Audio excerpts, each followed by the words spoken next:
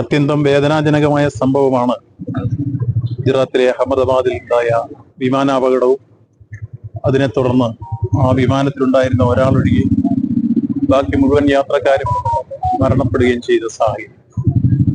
നമ്മുടെ നാട് ഏറ്റവും നടുക്കത്തോടു കൂടിയാണ് ആ വാർത്ത കേട്ടത്. ഇന്നും അതിന്റെ ഞെട്ടലിൽ നിന്ന് നമ്മുടെ നാട് വിട്ടുമാറി. നമ്മുടെ കേരളത്തിൽ നിന്നുണ്ടായ ആ ദുരന്തത്തിലെ ഏറ്റവും പ്രധാനപ്പെട്ട കണ്ണിയായിരുന്നു രഞ്ജിത.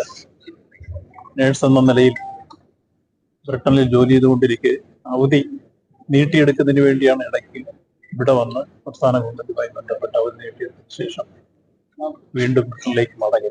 ആ മടക്കയാത്രയാണ് ഈ ദുരന്തത്തിൽ പെടാനിട വന്നത്. അങ്ങേയറ്റം വേദനാജനകവും ദുഃഖകരവുമായ ഒരു വാർത്ത നമ്മളെല്ലാം കേട്ടു. ഇപ്പൊ ഡെഡ് ബോഡി ഇന്നലെയാണ് ഐഡന്റിഫൈ ചെയ്ത് കിട്ടിയത്.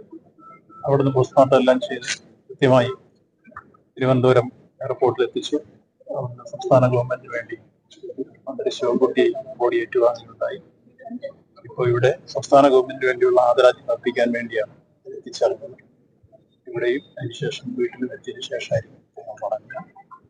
ഏറെ വേദനയോടെ ദുഃഖത്തോടെ രഞ്ജിതയ്ക്ക് എല്ലാവിധ ആദരാഞ്ജലിയും അർപ്പിക്കുന്നു. ഈ വിഷമത്തിൽ, ഈ നാടിന്റെ ദുഃഖത്തിൽ സംസ്ഥാന ഗവൺമെന്റും പങ്കുചേരുന്നു. ഈ വിഷയവുമായി ബന്ധപ്പെട്ട് തുടർന്നുള്ള എല്ലാ കാര്യങ്ങളും കേന്ദ്ര സംസ്ഥാന ഗവൺമെന്റുകളും ബന്ധപ്പെട്ട വ്യോമസേന ഇവരെല്ലാം ചേർന്ന് ഭാവി കാര്യങ്ങളെല്ലാം കൈകാര്യം ചെയ്യും.